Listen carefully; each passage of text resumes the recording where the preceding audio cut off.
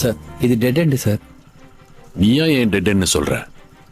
ஓ, வழி இருக்க சொல்ற. சார் இந்த இடத்துல எப்படி சார் இவ்வளோ கூட்டம்?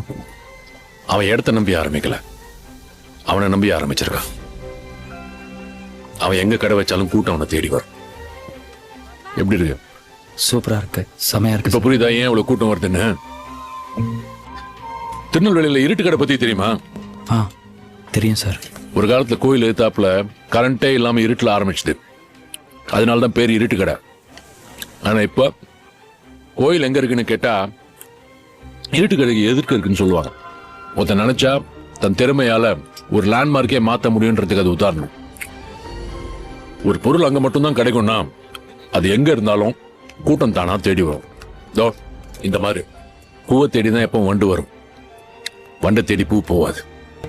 அதான் இயற்கை.